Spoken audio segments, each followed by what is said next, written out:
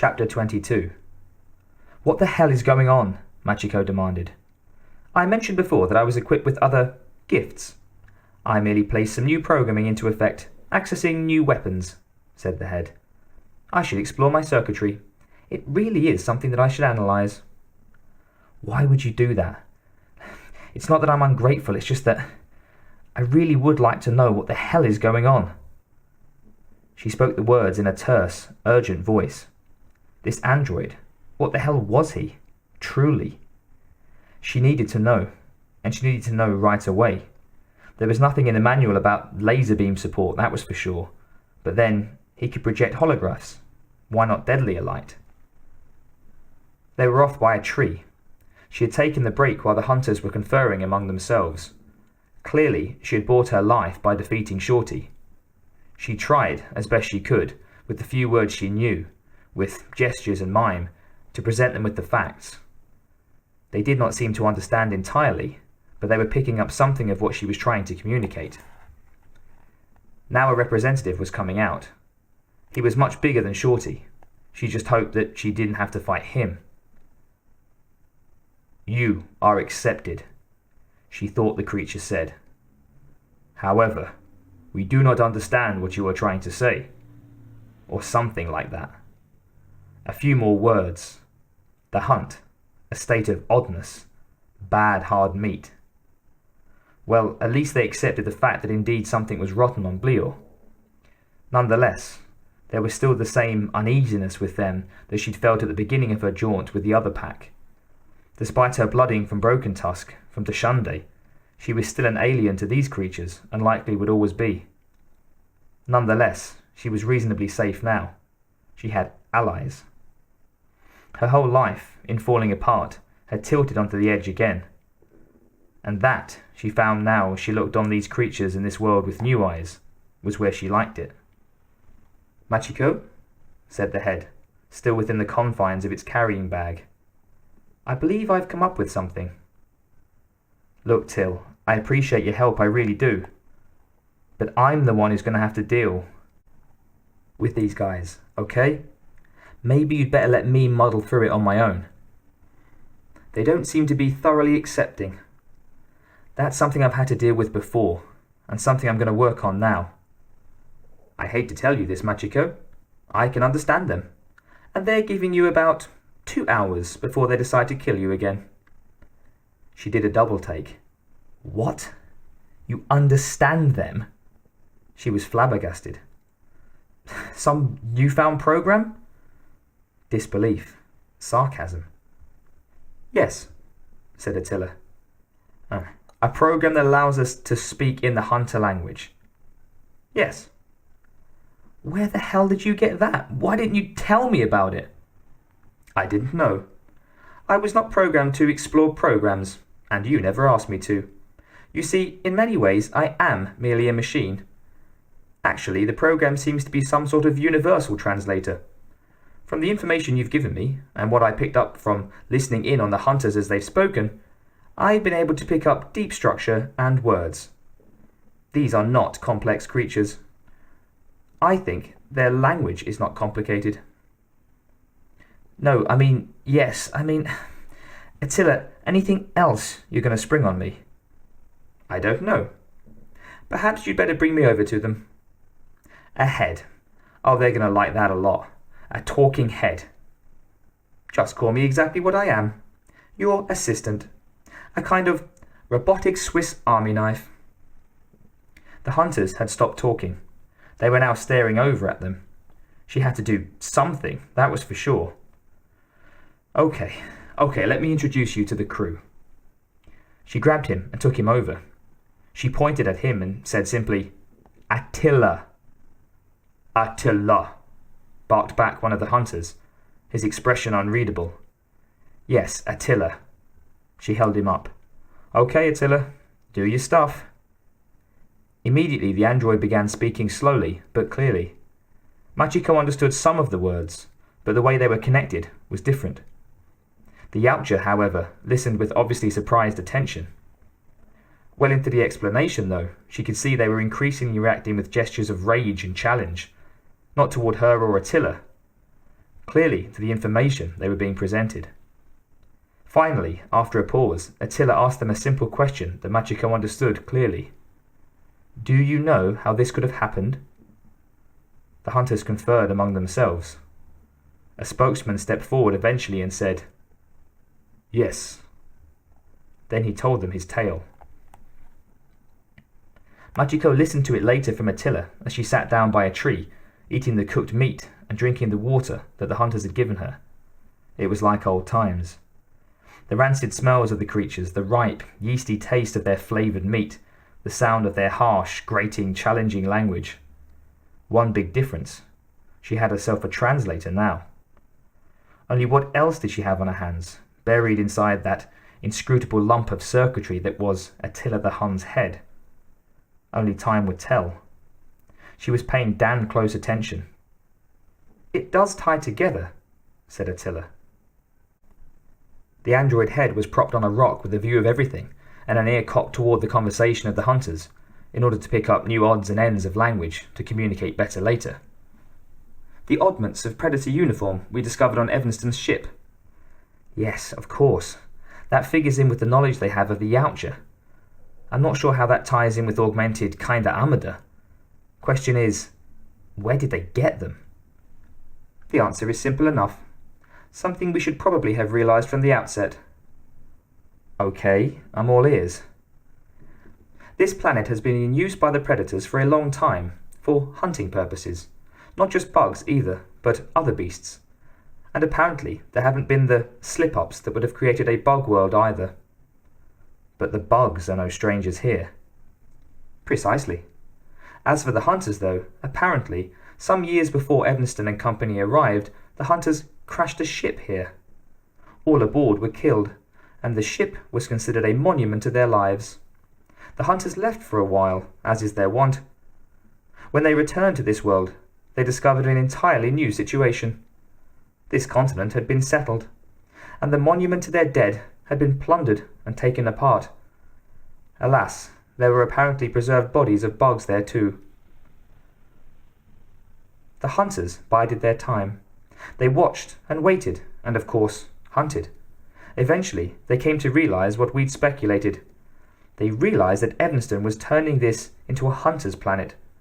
A perfect place for them, an ideal situation in which to operate. They could prey on hunters, their favorite source of amusement, a perfect way to derive honor and excitement from kills. "And they killed the augmented bug we found?" "Yes, but not before it killed their leader with a gun. Seems to have been an escapee, crazy and out of control."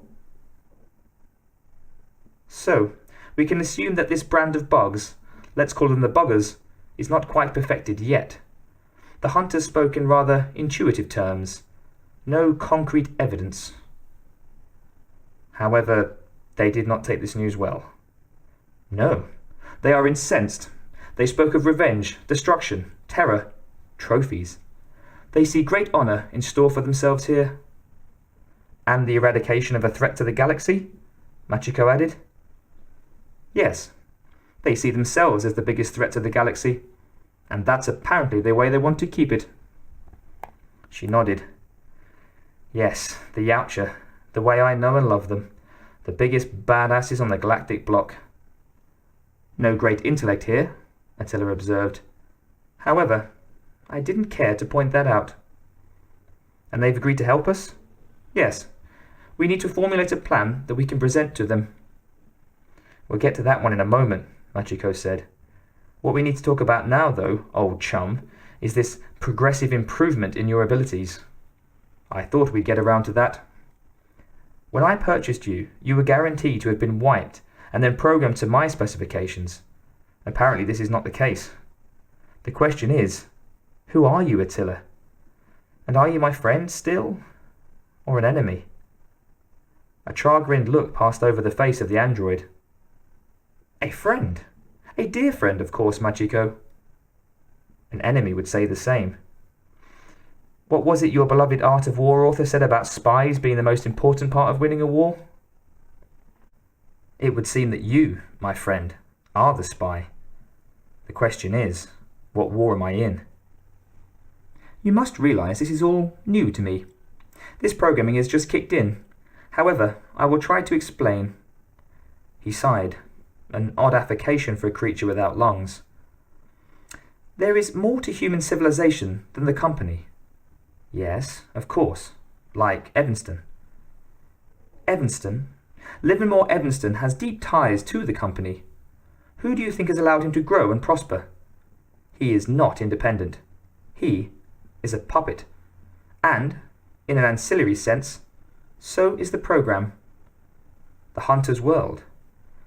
Masquerading the preparation of new warriors to confront threats, to destroy civilizations that stand in the way of the company's galactic conquest. Why do you think it was so easy for Evanston to get you out of your contract? Because the company felt you were needed here. Okay, assuming all this is true, where the hell did you come from? Machiko, when you return from your lark with the hunter pack, do you think your work for the miners on that world was not noted? Attila asked. Of course it was noted. That's what saved my butt. Otherwise the company would have crucified me. As I was saying, there is more to present-day human civilization than just the company. There are people, groups of independent thinkers within the company itself, and without, of course, who do not agree with its policies and philosophies for the future of humankind.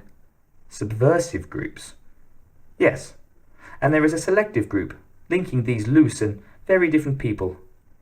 I will not burden you with their true name. Call them X Group. Okay, X Group. Now what the hell does X Group want with Machiko Noguchi? Your maverick tendencies were noted, as well as your loyalty to the human race. More important, your ties with this mysterious race of hunters were noted. X Group realized that you had been noted by the company as well, or at least by significant members therein. When you made inquiries concerning a training assistant, an android companion, that information was noted. And one was especially programmed for you. Namely, you. Programmed to help you, should just this kind of situation become reality, but also, ultimately, to connect you and induct you into the cause. Wonderful. And I'm supposed to believe this garbage? Machiko asked. Believe what you like. Right now, I have sourced all my latent abilities and am here to help you do what you know in your heart is right. Stop this awful menace to humanity, to civilizations everywhere. The buggers, you mean? She said, mulling the notion over. Yes, you know, Attila, I must admit, I can't think of something more worth stopping. And as much as I hate working for some secret subversive group, the present cause seems just and right. And about my only recourse now. So, you trust me then? You've really given me no case not to, have you? Except perhaps hiding oodles of information from me. That information was hidden from me as well, Attila pointed out.